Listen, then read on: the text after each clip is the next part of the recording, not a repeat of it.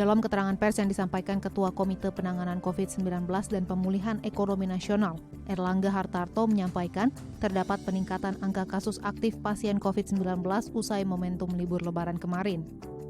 Data pertanggal 23 Mei 2021 menunjukkan terdapat kenaikan angka kasus aktif sebesar 5,23%, di mana tren peningkatan kasus harian kini meningkat pada angka 5.000 kasus aktif per harinya.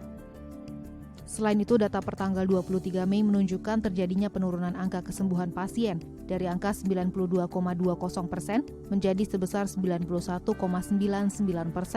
serta data angka kasus kematian nasional yang mengalami kenaikan sebesar 0,008% atau pada angka 2,7%. Melihat tren kasus yang meningkat, Presiden meminta jajarannya untuk melakukan monitoring pengendalian angka kasus selama 4 hingga 5 pekan ke depan, dan memastikan berbagai upaya antisipasi melonjaknya angka kasus, serta memastikan ketersediaan fasilitas kesehatan yang memadai. Dari hasil random test, di pelaku perjalanan di Provinsi Jawa menuju Jakarta, diperiksa melalui RT antigen di titik penyekatan, 156.162 orang, yang kena COVID 0,6% atau 1.064 orang.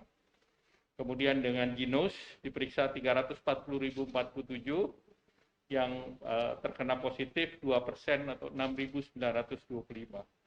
Kemudian mandatory check dari Sumatera ke Jawa, ini yang diperiksa dengan RT antigen 59.967 orang, positif 532 orang atau 0,89.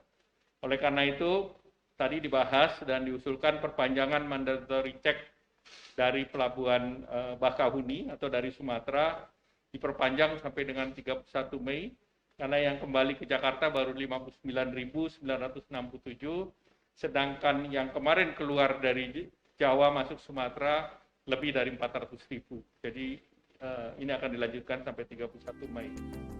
Selain memperketat upaya tracing, testing, dan treatment, pemerintah juga kedepannya akan terus memonitor pelaksanaan PPKM Mikro pada wilayah yang ditemukan klaster penularan COVID-19, termasuk mempercepat upaya vaksinasi bagi masyarakat. Dalam keterangan pers, Wakil Menteri Kesehatan Dante Saxono Harbuono menyatakan, pemerintah akan kembali mendatangkan 8 juta dosis bahan baku vaksin COVID-19 pada tahap ke-13 pengadaan vaksin oleh pemerintah. Upaya perlindungan masyarakat melalui program vaksinasi akan masif dilakukan usai Lebaran, di mana pemerintah juga akan segera memulai tahap 3 program vaksinasi nasional bagi masyarakat umum di daerah rentan. Kemudian adanya bantuan dari vaksinasi gotong royong yang sudah dimulai beberapa waktu lalu, dan kemudian yang terakhir adalah bagaimana kita memulai tahap ketiga vaksinasi, yaitu vaksinasi untuk masyarakat umum di daerah rentan. Jadi berbagai macam kombinasi tersebut kita akan menghadapi secara optimis bahwa pandemi ini akan kita atasi dengan baik. Terima kasih. Mengingat hasil evaluasi dan data peningkatan kasus COVID-19, Ketua Satuan Tugas Penanganan COVID-19 Doni Monardo terus mengimbau agar kerjasama berbagai instansi di daerah serta kepatuhan masyarakat atas protokol kesehatan dapat ditingkatkan, terkhusus dalam upaya pencegahan penularan COVID-19 serta pengendalian penularan virus corona jenis baru, sehingga dapat mengurangi jumlah kasus positif COVID-19 di tanah air. Dan Posko diharapkan betul-betul bisa menjabarkan program-program yang telah disampaikan oleh pemerintah, baik itu yang berhubungan dengan karantina mandiri bagi mereka yang baru saja kembali dari bepergian. Termasuk juga apabila ada 5 rumah yang terdapat positif COVID, maka inisiatif untuk melakukan mikro lockdown skala RT betul-betul dilaksanakan. Kami sudah melihat kerjasama di tingkat daerah, di kota, dan juga di kabupaten sudah sangat baik. Oleh karenanya, kerjasama ini perlu terus digalang, perlu selalu dikumandangkan.